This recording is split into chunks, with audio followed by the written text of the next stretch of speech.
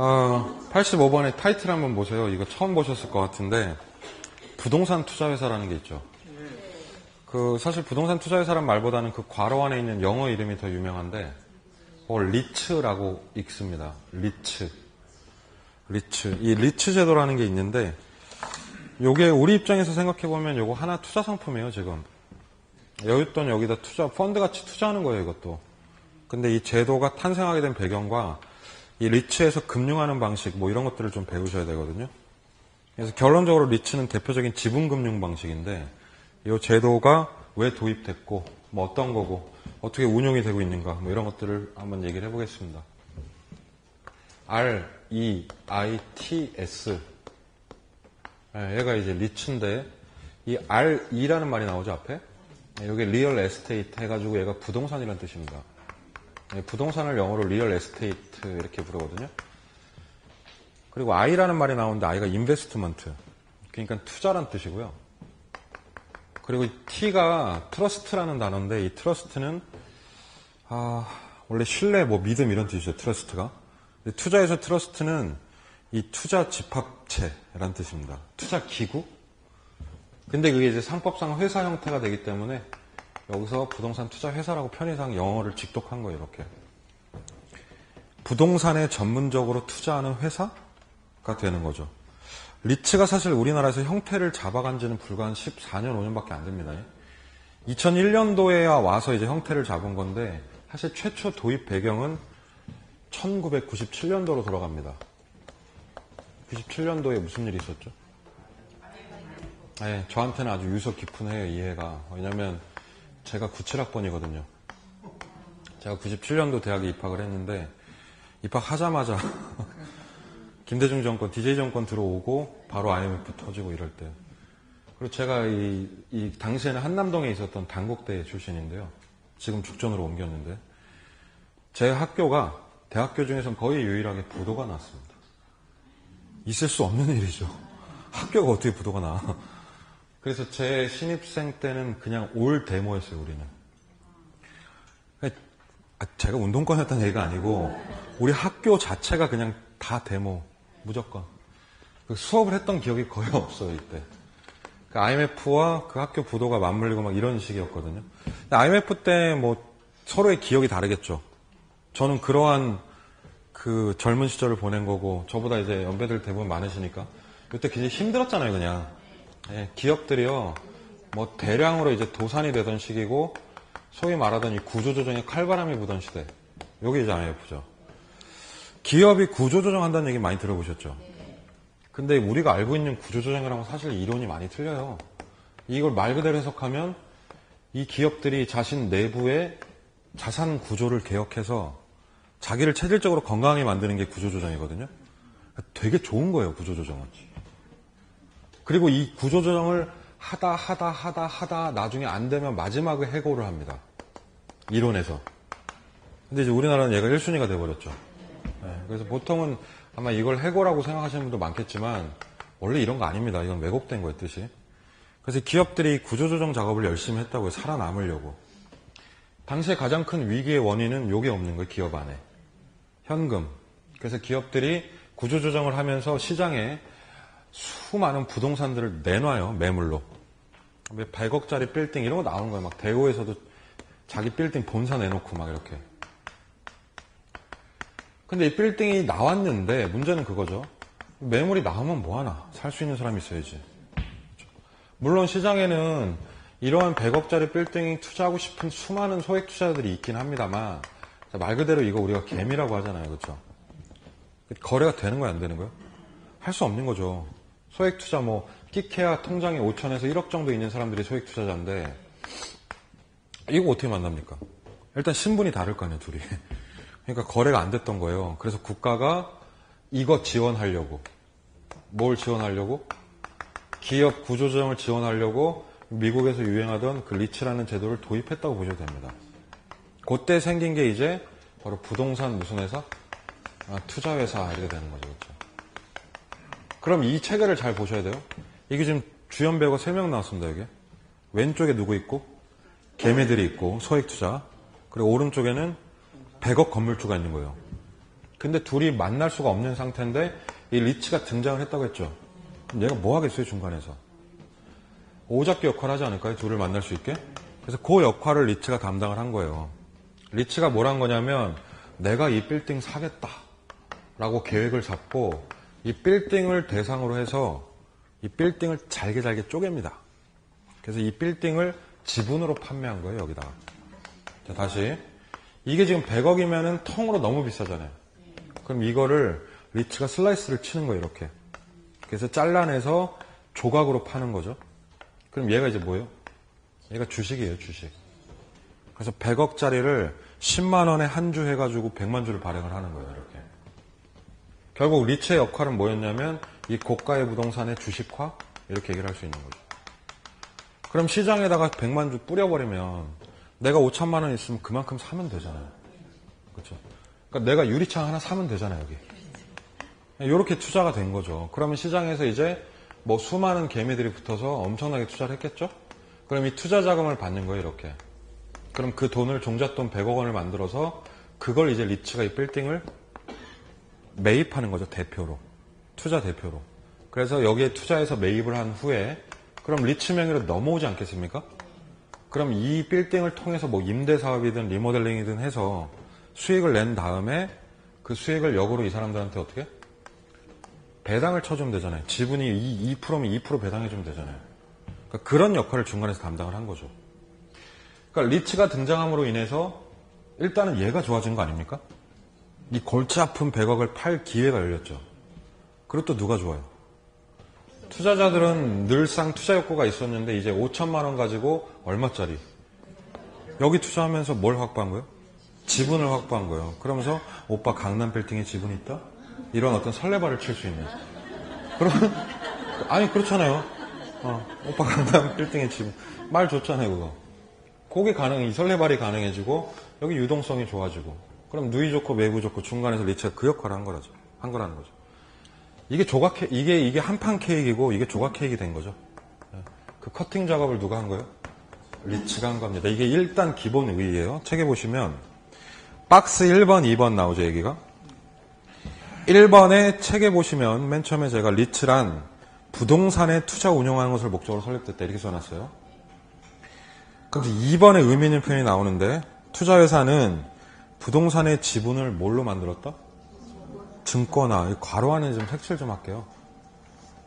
이 부동산을 주식으로 이 소위 슬라이스를 친 겁니다, 이걸. 그래서 이 역할을 해서 요 나중에 수익을 배당할 목적으로 설립된 회사다. 밑에 그림의 시선 집중. 중간에 리츠 있죠? 왼쪽에 우리 개미들 있죠? 그럼 여기에 주식을 뿌린 거예요, 지금. 그래서 투자가 넘어왔죠? 그럼 종잣돈이 생겼죠? 그럼 그 돈으로 오른쪽에 들어가는 거예요, 이제. 그러면 부동산을 사서 운용을 해서 돈을 벌죠. 그럼 그 수익을 역으로 배당만 쳐주면 끝나는 거잖아요. 그 흐름을 이해를 좀 하셨으면 좋겠고. 이런 역할을 이제 하는 목적으로 설립됐다 이거죠, 리츠가. 그때 이 리츠의 성격을 아래쪽 표에 있는 4가지 정도로 규정할 수 있다는 얘기예요, 성격을. 쭉쭉쭉쭉 보시면 4개의 단어들이 나오죠. 우리 2글자씩 동그라미 칩니다. 리츠는 뭐냐면 지분금융, 지분. 그러면서 리츠는 무슨 투자? 간접 동그라미. 그러면서 리츠는 소액 동그라미. 그러면서 우리 리츠는 마지막으로 주식 투자 성격이 있다. 이렇게 얘기를 하는 거예요. 자, 여기 보시면 100억을 구해요. 누가 구하냐면 리츠가 구해야 돼. 건물 사려면. 그럼 100억 대출 받을 수도 있지만 그런 건 아니죠. 뭐 발행했어요? 주식 발행했다는 건 어렵게 말하면 지분권을 팔은 거예요. 그럼 판매 대금을 받는 거고. 그럼 이 돈을 갚을 필요는 없죠. 무슨 금융? 지분금융을 한 거예요. 이게 아까 배우신 지분금융이라는 말입니다. 그러니까 리츠는 부채금융을 한 게 아니라 뭐다? 그거 중요합니다. 네, 이게 주식이란 뜻이에요. 지분금융.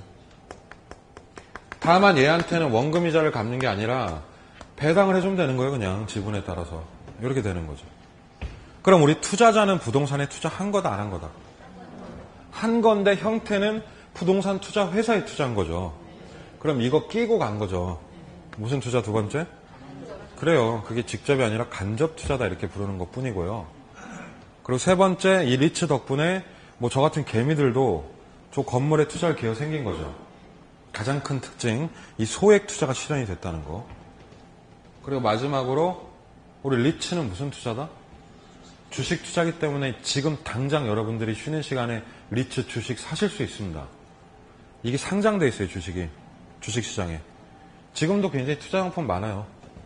그래서 주식 투자하는 거고요. 다만 현물을 놓고 주식을 하는 거예요. 부동산을 놓고. 그러면은 내가 돈 어떻게 벌어요, 투자자들은? 배당 이익이 있겠죠. 또 건물값 오르고 영업 대박이면 매매 차익이 있겠죠. 주식 오르면. 이런 게 있을 수 있다. 그런데 공실 많고 빌딩값 떨어지면 어떻게 돼요? 색칠. 원금 손실 가능성이 있다, 없다? 있다. 오케이. 그러면 이 주식하고 똑같네. 네, 주식하고 똑같아. 그래서 리츠는 괜찮은 투자 상품 중에 하나입니다. 이 리츠의 어떤 양과 질을 결정하는 건 이게 어떤 빌딩을 이제 주식화했느냐에 따라 다르겠죠. 뭐 테헤란로에 있는 막 25층짜리 고층 빌딩을 대상으로 했다 그러면 괜찮아요, 수익률. 이게요, 일반 주식처럼 등락폭이 크지 않습니다, 절대로. 그래서 굉장히 안정적인 투자 상품이고, 작년에도 평균 수익률이 7% 정도였거든요, 리츠가. 그러니까 굉장히 괜찮은 투자 상품이죠, 얘도. 뭐 어쨌든 그런 성격으로 이제 도입이 된 건데, 이 리츠가 종류가 한 종류가 아니라, 이걸 종류를 몇 가지로 나누거든요? 그래서 아래쪽 내려오시면, 이 투자회사의 종류에 대한 공부를 하셔야 돼요. 한 발짝 더 시험 문제 가까워진 거예요, 이제. 그럴 때 이 종류를 크게 몇 가지로 나눈다?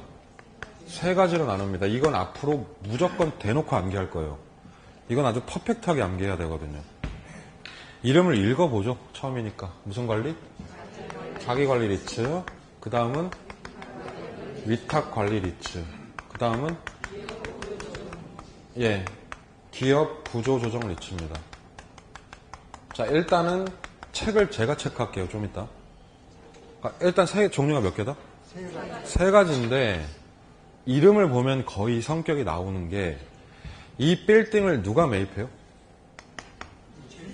오케이. 리츠가 매입하죠. 자기 명의로.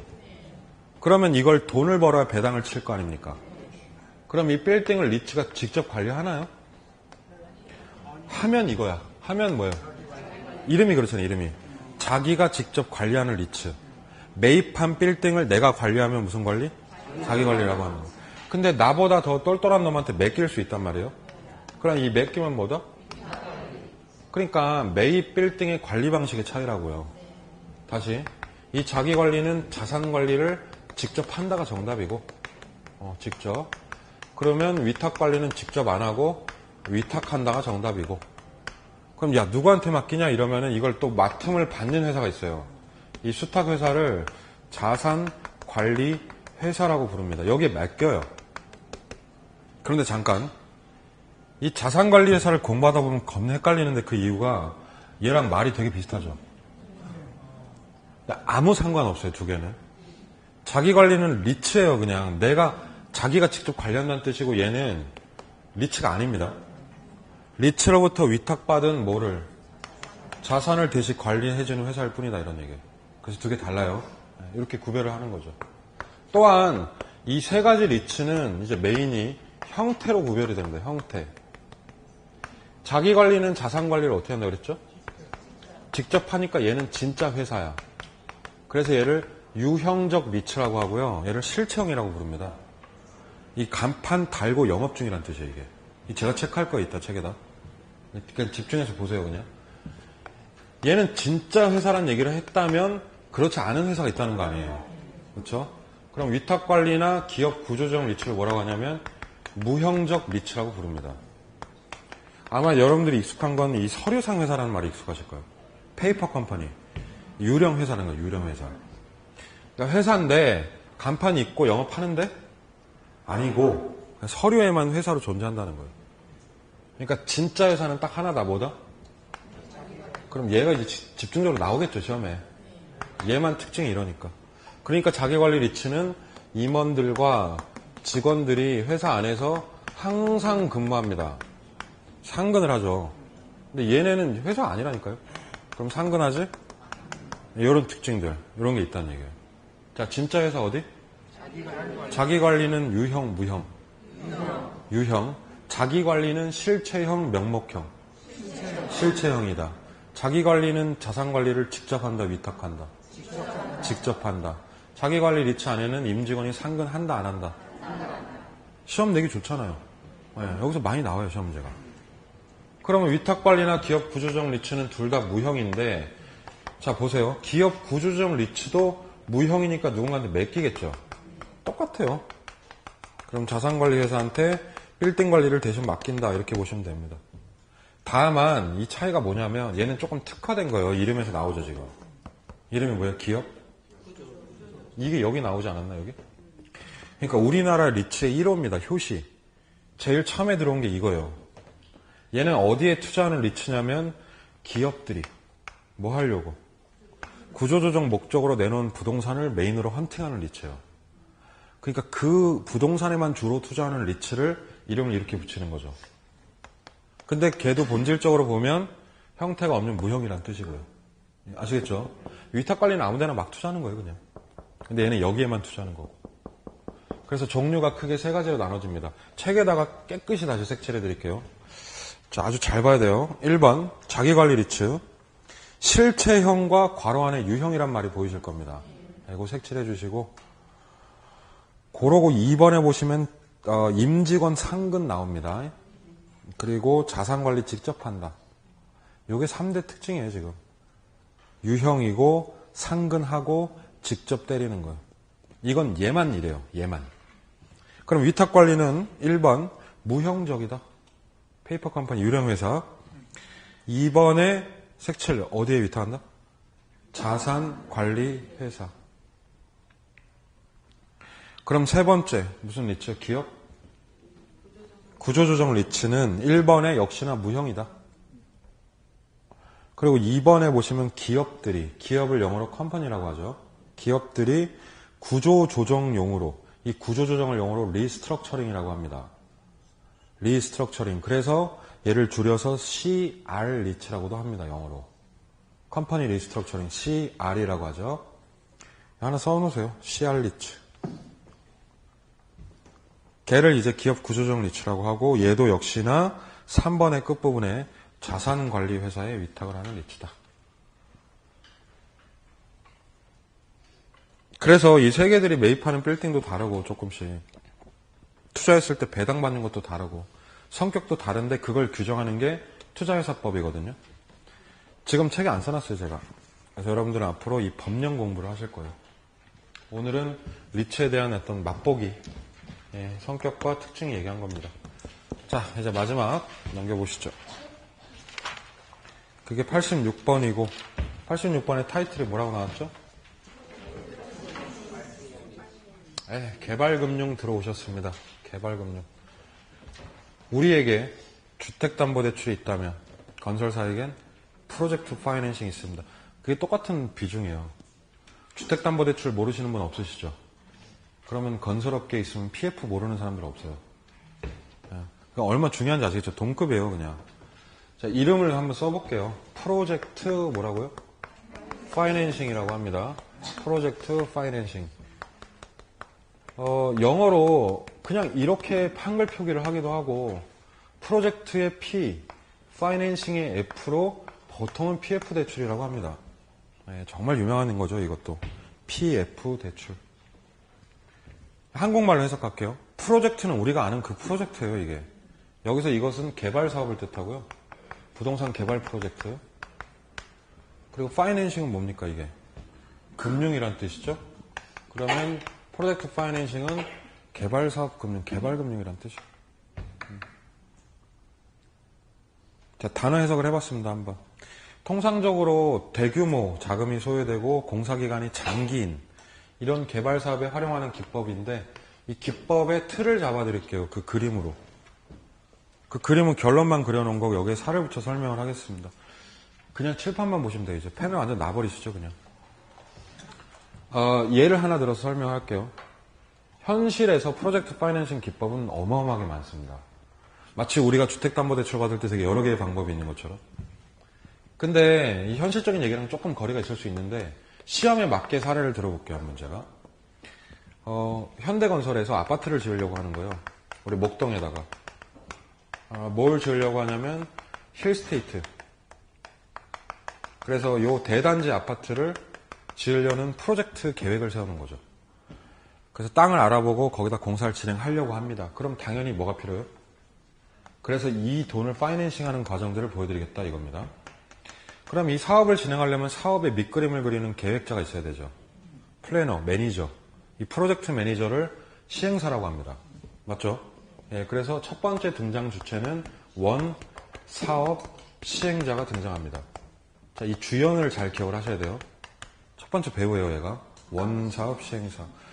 얘네는 뭘 하는 애들이냐면 계획을 짜는 애들이에요. 그러니까 프로젝트를 매니징을 할 뿐이지 뭐 얘네들이 가서 삽질하고 이러는 건 아니죠. 네. 그러면서 얘네들이 뭘 하냐면 부지를 사는 애들이에요, 얘네들이. 보통 시행사가 이 개발 부지를 매입을 하게 됩니다, 이렇게. 하나일 수도 있고요. 여러 개의 회사가 컨소시엄을 만들 수도 있습니다. 그런데 이 사업 시행사가 직접 하지만 현장에 공구리란다. 죄송합니다. 예. 공사하시는 분들도 계실 텐데 말을 너무 막 했네요, 제가. 현장에서 공사하는 건 따로 하겠죠. 예, 그게 이제 시공입니다, 시공. 그러니까 시행 구조가 누가 있다? 예, 시공사가 있는 거죠. 그때 이 시공사가 소위 건설사가 되는 거죠. 그래서 모든 프로젝트는 시행과 시공 구조로 나눠진다. 그럼 얘네들이 이렇게 짝짝꿍 해가지고 얘가 사업을 이끌어가는 게 맞잖아요. 근데 이 PF 방식은 엄밀히 이론적으로 이렇지 않습니다. 어떻게 하냐면 얘가 계획을 짰지만 실제 이 프로젝트를 진행하기 위해서 별도 회사를 하나 차리는 거예요. 얘네 시행사들이 돈을 100% 출자를 해서 100% 돈을 대서 이 일회용 회사를 만드는 방식이에요. 그래서 얘를 프로젝트 회사라고 부릅니다.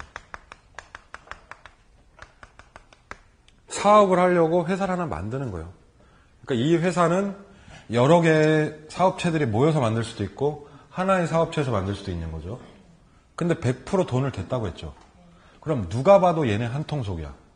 근데 문제는 별개의 회사를 만들었다는 건 완전히 별도 법인으로 간다는 얘기예요. 얘네 관계를 뭐라고 할 거냐면 이게 어미가 되는 거죠. 무슨 회사? 모회사라면 당연히 얘는 뭐가 돼요? 이 엄마가 출산한 회사가 됩니다. 그럼 모자 관계 성립됐죠? 그런데 엄마가 뭘 한 거냐면 이 아들을 호적에서 파버린 거예요, 지금. 그러니까 서류 띄워보면 서로 뭐예요? 남남인 거예요. 이걸 이해해야 돼요. 굉장히 중요한 얘기예요. 남남인데 그 사업을 누구한테 시키는 거죠? 아들한테 시키는 거예요. 일종의 아들이 바지가 되는 거죠, 그러면. 맞죠? 그래서 얘가 이제 시공사와 계약을 하는 거고 얘가 이제 우리 은행 형님들 만나서 파이낸싱 하는 거라고요. 그럼 여기서 드는 의문 하나. 직접 하지 못하러 이렇게 하나? 그렇죠? 왜 이렇게 할까요? 왜? 뭐 여러 가지 이유가 있는데 이론적으로 가장 중요한 이유는 이 사업의 위험이 크기 때문에 그렇습니다. 위험이 크니까 직접 안 하고 어떻게 하는 거예요? 대리 회사를 앉혀버려서 걔한테 위험을 떠넘겨버리는 거예요, 이렇게. 그러니까 아들내미한테 엄마가 위험 리스크를 다 전가시켜버리는 겁니다. 그러나 100% 출자가 되어 있으니까 배후에서는 엄마가 조정할 수는 있죠. 이렇게 되는 방식. 그러니까 조폭이 나이트 짓는다 이렇게 보시면 돼요. 조폭. 얘가 누구예요, 그럼 조폭에서? 넘버원이에요. 두목. 두목이 강남에 나이트 지으려고 해요, 지금. 그러면 조폭이 돌아다니면, 이 두목이 돌아다니면서 뭐예요? 땅을 보는 거예요. 벤츠 안에서, 뒷자리에서. 저기. 막간 연기 보셨죠? 네. 저기. 이렇게 한다고, 이렇게. 그러면은, 두목이 현장에 가가지고 이거 하나요? 야, 김씨 빨리 와, 이거 하나요? 두목은 이제 앉아서 시바스리가를 마시면 되잖아요. 그럼 여기 누구 세우는 거예요? 그렇지, 바지. 또는 전문용어로 뭐, 꼬봉. 네. 뭐, 업계 용어로 행동대장. 네, 넘버 3 세우는 거예요. 그럼 얘가 두목이고 얘는 넘버 3니까 얘는 그냥 껍데기예요. 여기서 디컨트롤 다 하는 거죠. 그러다가 이게 위험하니까 칼 맞을 수 있잖아요. 그럼 칼은 행동대장이 대신 맞는 거예요. 그렇죠? 이 망하면은 행동대장이 감옥 가는 거고 엄마 다쳐 안 다쳐요? 안 다칩니다. 굉장히 중요하죠. 엄마가 다치지 않는 방식이 이게. 그러면 얘를 내세워가지고 얘가 현대건설하고 계약을 한다 이거예요. 그러면은 이 현대건설 계약 끝내면 이 아들이 뭘 하냐면 여기서 이제 앵벌을 해야죠, 돈을. 이게 말이죠. 힐스테이트 정도면은 뭐 한 1,000억 이상은 필요해요. 2천억 땡긴다고 합시다, 이렇게. 그러면 2천억을 은행에서 대출을 받아야 되는데, 빨간색으로 써야죠, 여기는. 그럼 2천억 대출 받으려면 담보가 있어야 되지 않겠습니까? 저 같은 인간이 2천억 대출 받으려면 1조 줘야 될 걸, 담보를. 그렇잖아요. 그런데 우리가 흔히 생각하는 이 물적 담보 방식이 아니라는 거예요. 이게 시험 문제 핵심이에요, 첫 번째로. 그럼 얘는 뭐가 담보인데? 그러면 여기 사업성이 담보다 이렇게 얘기를 합니다. 애매하죠, 말이? 사업성 담보. 이게 워딩이에요, 시험에 나오는. 또는 이것을 미래의 현금 흐름이라고 불러요. 그럼 요는 어떻게 해석을 하냐면 이 아파트가 대박 터질 가능성이라고 해석하시면 돼요. 요 프로젝트가 대박 터질 수도 있잖아요. 그 흥행 가능성이 이 담보가 된다는 거예요. 좀 더 기술적으로 말하면 얘네들이 1조 원의 물적 담보를 주는 대신에 사업 계획서를 낸다는 거예요, 여기다. 프리젠테이션 하는 거예요. 우리 누군데 우리가 아파트 지으면 너한테 얼마 띄워줄게, 이렇게. 그럼 그걸 책자를 만들어서 준다고요. 그럼 은행에서는 그 사업성 검토를 하겠죠. 야, 목동이 힐스테이트래. 야, 대박이야. 라고 판단이 되면 뭐 하는 거예요? 대출하는데 이건 대출이라고 하기 좀 뭐하지 않나? 이건 투자라고 하는 게 맞죠.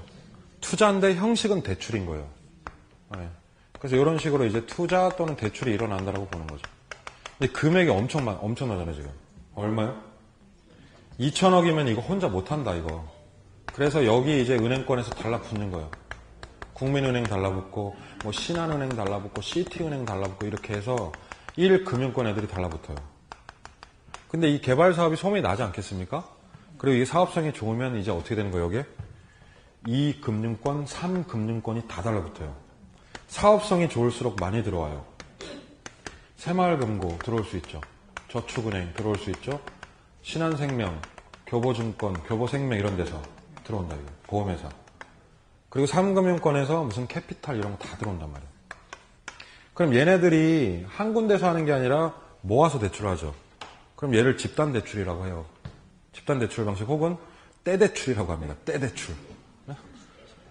때로 대출하는데 막 중구난방으로 하진 않을 거 아니야.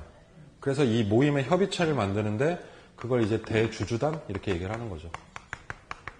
그럼 주주 단위니까 똘똘한 놈 반장으로 뽑아야 되죠. 그럼 얘를 뽑아요, 국민은행. 그럼 얘를 주관은행 이렇게 부릅니다. 모임의 대표죠. 그래서 이게 회의를 해서 자금이 이제 툭툭 나가는 거예요, 이렇게. 여기서 이제 돈을 땡겨가지고 짓는 건데 여기까지가 이론입니다. 그리고 여기까지가 미국식입니다. 근데 우리나라는 절대 이렇게 안 해요. 이게 이제 문제가 발생해요, 여기서부터. 생각해보시면 이 프로젝트 회사는요, 일회용 회사예요. 이름이 스테이 개발이야. 뭔지 알아, 이게? 되게 애매하죠, 그쵸? 근데 이 정체가 불분명한 놈의 사업 쪼가리, 이 종이 쪼가리 보고 2천억을 줄까요? 사업이 아무리 좋아도? 그런 리스크는 감당 못 합니다, 은행이. 그럼 얘는 이제 현실적으로 담보를 요구를 하는데, 이 스테이 개발에서 담보 받아봤자 뭐 하냐고요. 그래서 얘가 이제 누구한테 담보를 받는 거예요? 그렇죠. 얘한테 받는 거예요. 왜? 얘가 누구예요, 지금? 현대건설 아니야. 그러니까, 아이고, 형님들이 담보 좀 주시면 돈 좀 주기가 편할 것 같소이다, 이렇게 얘기를 하겠죠. 그러면은 이 현대의 담보를 받는다, 이거예요. 줘야지 지을 거 아니에요, 지들도. 그럼 여기서 추가적으로 신용담보가 이루어집니다. 보완. 뭘 하냐면 대표적으로 연대보증 세워요. 얘 스테이 개발 요놈한테 줄 건데 형님들이 연대보증 좀 쳐주십시오, 이렇게. 그러면 쓴다, 이거 연대보증. 그리고 예를 들면 돈 주면은 얘가 또 마카오 같은 데로 도망갈 수 있잖아요. 그러니까 나중에 얘가 튀더라도 끝까지 아파트 좀 짓겠다고 각서 좀 주세요, 이렇게 요구합니다. 책임 준공 각서. 이거 시험에 다 나왔던 워딩이에요. 연대보증 쓴다, 책임 준공 각서 준다. 부도 나도 내가 1순위권 포기하겠다라는 신체 포기 각서까지. 다 받아요. 건설사가 완전히 발목 잡힙니다, 이게. 그럼 은행은 여기 멱살 딱 잡은 거죠, 일단. 좀 든든해졌고. 그리고 자, 우리 엄마한테 뭐가 있죠? 아파트 땅이 있잖아요. 아이고, 어머니 사업인 거 알아. 그러니까 땅 좀 주셔. 그렇게 해서 이 땅을 담보 잡아요. 그럼 엄마 땅도 뺏고 건설사 멱살도 잡고 이러면 담보가 두둑하죠. 네, 그러고 대출하는 거예요. 다만 다만 이론적으로 확실한 건 이 개발 완성 아파트가 담보가 아니라는 거. 그래서 이런 표현을 안 쓰는 거예요. 또는 자신의 신용으로 대출받는 게 아니에요, 이게. 그러니까 신용대출이나 담보대출은 아니다. 워낙 사업성 담보긴 하지만 추가적으로 담보가 여기저기서 오기는 하는 거예요. 그럼 다 묶였죠, 이제 하나로. 그래서 아파트를 짓고 판매합니다. 소위 분양이 시작이 됩니다. 그럼 돈이 들어올 거 아니에요. 근데 대박 쳤어요, 힐스테이트가. 완판돼서 한 달 만에. 그럼 어마어마한 돈이 들어오고 그 돈으로 이제 뭐 하면 돼요, 서로? 뿜빠이 하면 됩니다. 건설사 드리고, 아이고 수고하셨습니다. 그리고 은행에다가도 아이고 고맙습니다 하고 이자 파티합니다. 여기 다. 다 벌어요. 돈 대박 다 법니다. 그리고 돈 많이 남아요. 그럼 얘가 가져가면 되죠, 이제. 그럼 에브리바디 해피엔딩. 그런데 여기 미자 붙이면 어떻게 돼요? 미자 붙이면. 그럼 이제 지금부터 또 시험에 나오는 얘기들이 주로록 나옵니다. 미분양이 되면 돈이 들어온다, 안 들어온다? 그럼요. 이 프로젝트를 누군가 갚아야 되죠, 돈을. 그럼 이 채무자는 엄마다, 아들이다. 자, 누가 다 한 거예요, 이거? 아들이에요. 엄마로 가지 않는다고 분명히 얘기했습니다. 이 시험에서 중요한 얘기, 이게. 이 프로젝트 회사가 채무자가 돼요, 채무자. 차입자. 그러면 돈이 안 들어오면 제일 똥술 타는 건 여기라고요. 맞죠? 그럼 은행에서 그럴 거 아니에요. 갚아. 뭐해, 너? 그럼 얘가, 어떡하지? 그러다가 엄마를 찾아갑니다. 그럼 엄마 돈 좀 이럽니까? 엄마 나 죽을 것 같아, 돈 좀. 그러면 엄마가 뭐라 그래요? 누구? 이렇게 얘기하면서 계속 엄마 나야. 막 그러면 엄마가 죽어! 이럽니다. 얘를 죽여요. 그래서 얘를 죽여요. 그래서 어쩔 수 없이 프로젝트 회사가 은행한테 배 째세요 이럽니다. 그럼 은행이 알았어. 그러고 배를 째요. 그럼 얘가 1차 뭐가 나는 거죠? 부도가 나는 겁니다. 이 스테이 개발 날리는 건 일도 아니죠, 은행에서. 그런데 제가 날아간다고 끝나는 게 아니에요. 이게 연쇄적으로 일어납니다, 이제. 그 다음 누구? 그렇죠. 엄마를 칠 수는 없죠, 여기서. 그러니까 시공사를 딱 치는 거예요. 형님들 갚으시죠? 연대보죠? 그럼 현대에서는 이렇게 얘기해요. 기다려. 이렇게 얘기합니다. 야, 현대야, 나. 왜 촐싹 때 기다려. 그러면 얘가 네, 그럽니다. 그리고 1년을 연장을 해줘요, 회의를 해서. 야, 형님들이 기다리래. 그러면 넘어가요. 근데 얘가 무슨, 우미건설, 풍림 이러면요. 여기서 풍림이라고 해봐요, 여기가. 그럼 여기서 기다려. 그러면 여기 어디서 목소리를 깔아? 이럽니다. 무슨 말인지 아시겠죠? 그러니까 저 건설사, 브랜드, 아파트, 이런 파워 이런 걸 보고 얘가 소생의 기미가 안 보인다 그러면 어떻게 하겠어요? 날립니다. 끝이에요. 날려버려요. 그러면 2차 이제 우리 신문에 나오기 시작을 하죠. 땡땡건설 부도 이렇게. 이해 되시죠? 근데 문제는 뭐냐면 부도 낸다고 해서 끝나는 게 아니에요. 이게 죽음으로 끝나는 게 아니라 돈을 받아야 끝나잖아요. 그러면 돈이 안 들어오고 있죠, 계속. 그러면 국민, 신안, 시티, 오케이, 괜찮아요, 얘네는. 좀 나빠지긴 하지만 버텨내요. 근데 그 파도는 이제 요 뒤에. 우리 새마을금고도 위험해져요, 심지어. 그리고 저축은행이 한번 날아갑니다, 그냥. 이 돈을 안 받으면 얘는 버틸 힘이 없는 애들이거든요. 그래서 무슨 캐피탈, 무슨 저축은행이 3차 부도가 이어지죠. 그러니까 우리 뉴스를 추적하다 보면 건설사 부도 이후에는 누군가 은행이 항상 흔들리게 돼요. 연쇄 부도, 그렇죠? 아시다시피 잘 되면은 다 파티인데 하나 망가지니까 어떻게 돼요? 훅 날아가 버려요. 저축은행 날아가면 어떻게 돼요? 서민 돈이 날아가는 거지. 저축은행에 부자들이 돈 안 넣어요.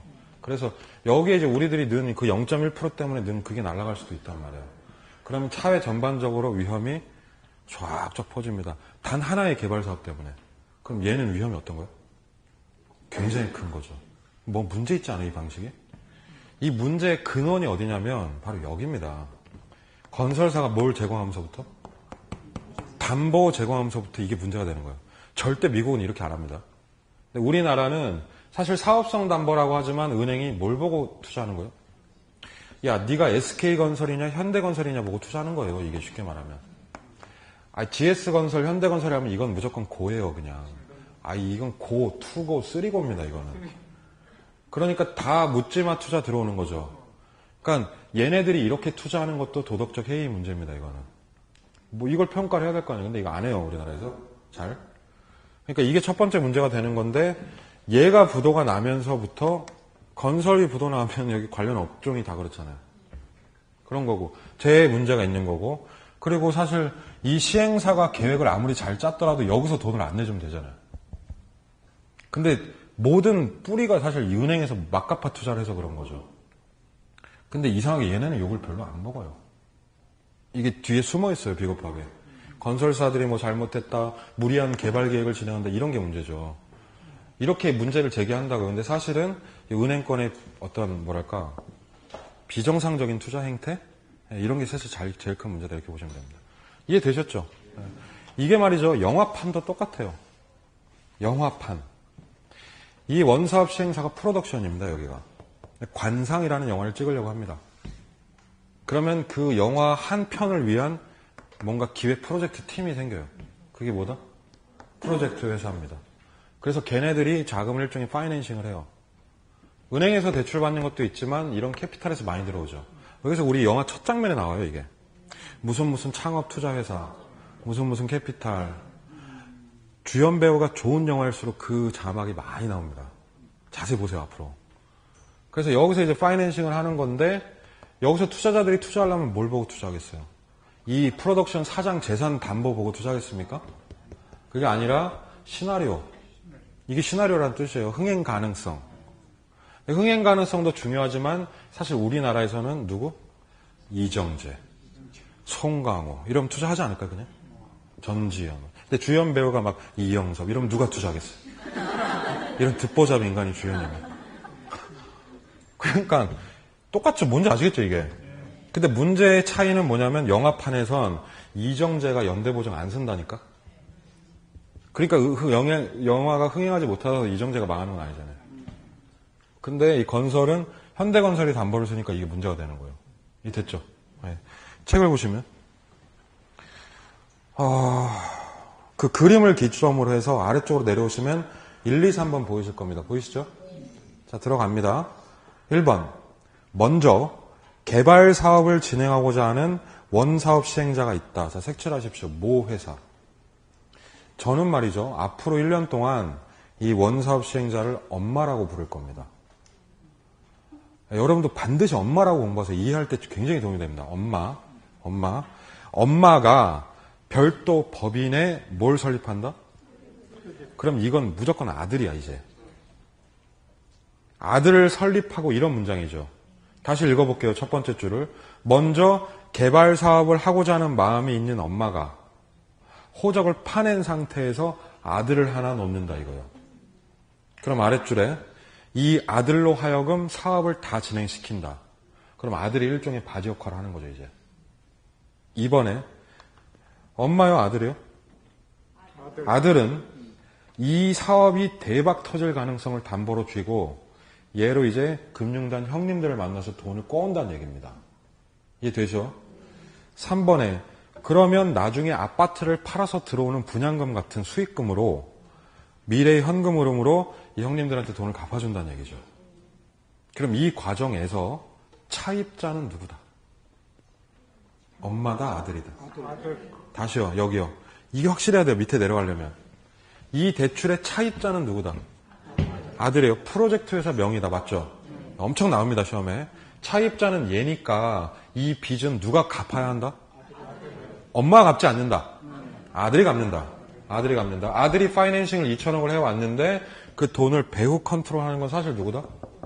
엄마다. 엄마가 못된 짓 했네요, 지금. 아들내미 동원해서 돈 땡긴 거 아니에요. 그럼 그거 설명할게요, 밑에 내려와서. 그때 회색 박스 보시면 세 가지 굵직한 단어들이 보이실 거예요. 첫 번째 색칠합니다. 사업성이라는 말. 그리고 어려운 말 나와요. 두 번째 무슨 금융? 부외. 그리고 세 번째 무슨 말? 비소금. 우리 오늘 수업 마지막입니다, 이게. 자, 그런데 이건 이해하면 정말 쉬운 말이에요. 자, 첫 번째 무슨 담보? 이거 설명 안 해도 되죠, 이제. 네. 물적 담보 받는 방식이 아니라 미래 가능성. 두 번째 무슨 금융이에요? 외 금융. 그러면서 무슨 소국? 비소구인데 우리 작업 좀 합시다. 이 부회라는 말 보이시죠? 부회. 그럼 거기 앞에 저처럼 장이라고 한 글자 써요. 장. 이 부라는 말이 여기서 장부라는 뜻입니다. 장부. 그리고 비소구에는 비자 한 글자만 딱 동그라미 쳐봐요. 그럼 이걸 이해시켜 드리겠습니다. 지금부터. 제가 막 써볼게요. 그냥. 책에 없는 말로. 여기 보세요. 막 써볼게요. 이 대출은 엄마 명의 아들 명이에요. 네, 아들 명의 대출. 맞죠? 그럼 아들이 대출 받는다? 근데 이 돈은 누가 관리한다? 엄마가 조정한다. 엄마가 돈을 뒤에서 굴릴 건데 엄마가 비겁하게 누구 장부로?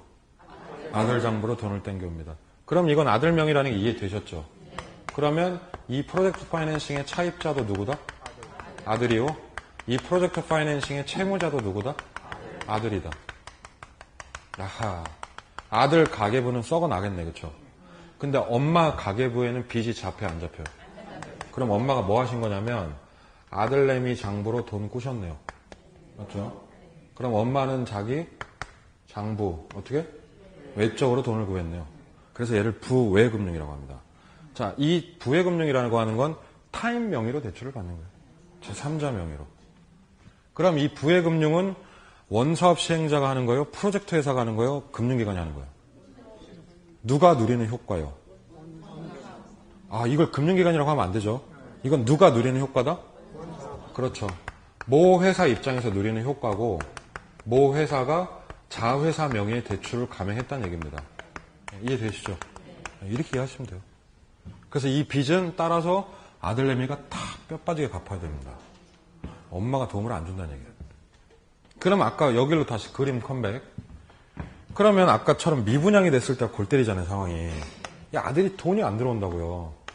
그러면 얘한테 계속 쪼겠죠, 은행에서. 채권 청구를 할 거 아니에요. 갚아.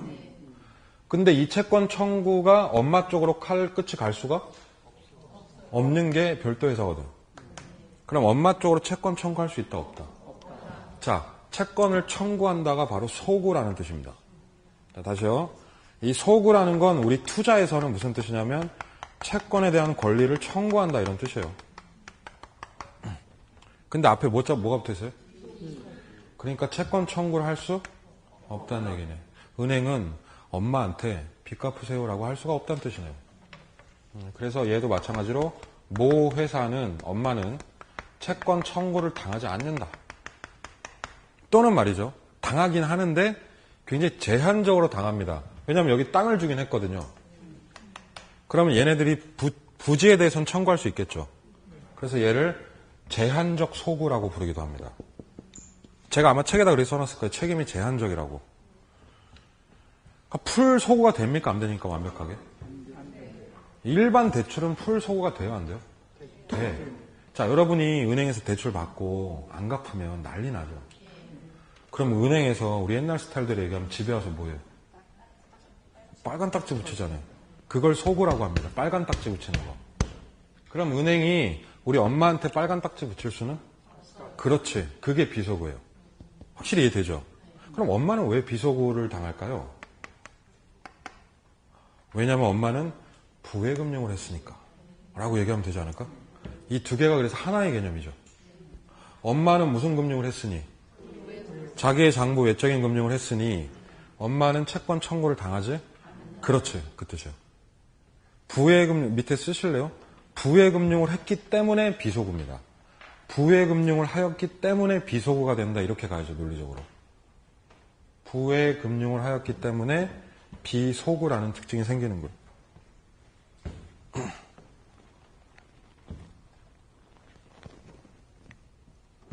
남편이 잠드는 사이에 남편 꼴보기 싫어서 남편 인감 빼가지고 위임장 작성한 다음에 남편 명의로 대출을 받은 거예요. 3억 원. 그리고 그 돈 들고 조용히 날랐습니다. 이게 부외금융이에요. 그렇죠? 네, 누구 빚이에요?